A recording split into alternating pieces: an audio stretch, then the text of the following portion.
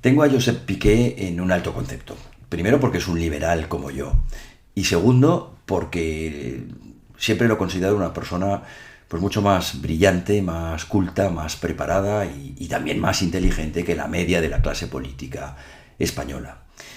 Si además lo comparamos ahora pues con la efebocracia perrofláutica que nos está gobernando, pues bueno, ya simplemente es que vive en otra galaxia, juega otra liga y está en otra dimensión.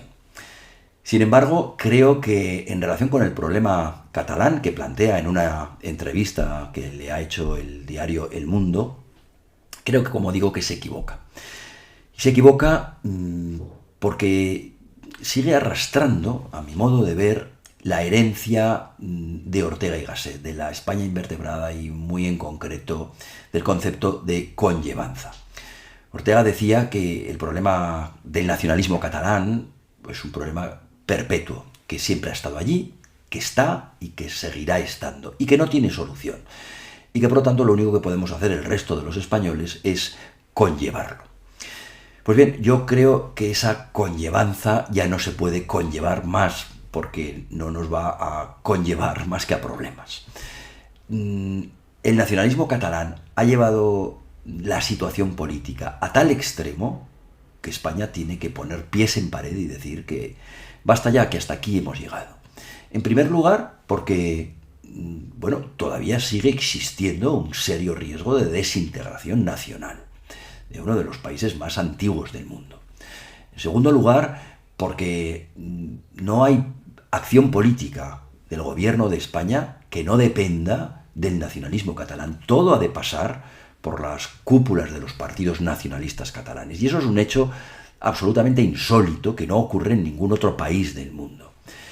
Y en tercer lugar, y casi como consecuencia de lo anterior, hemos dedicado tanta energía al problema, en este caso también vasco y catalán, que no estamos teniendo resortes para dedicarlo o para dedicarla a los problemas fundamentales que dedican el tiempo el resto de los países de nuestro entorno, que no es otra cosa sino cómo afrontar el siglo XXI, cómo poder mantener y preservar nuestras libertades y nuestra prosperidad en esta tercera fase de la globalización en la que ya hemos entrado hace un tiempo.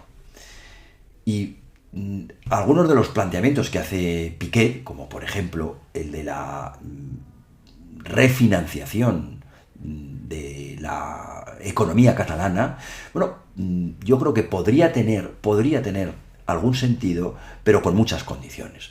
Es decir, él plantea una especie de reformulación federalizante, una especie de cupo, diciendo que no tiene que ser un cupo en todo caso, de las finanzas públicas catalanas.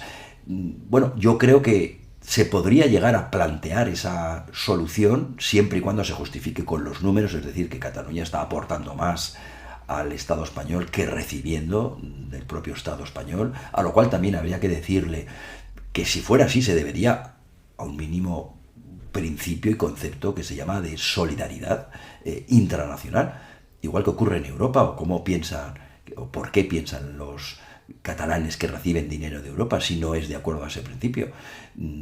Los propios países nórdicos, que son los que aportan los fondos, pues se basan en ese principio, en el principio de solidaridad, en ese caso intracomunitario.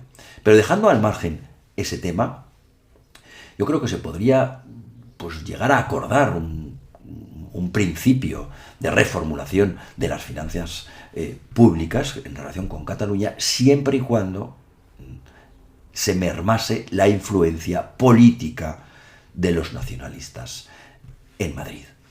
Lo que no podemos los españoles es depender total y absolutamente del nacionalismo catalán en todas las legislaturas, y a partir de ahora el tener mayoría absoluta va a ser prácticamente imposible.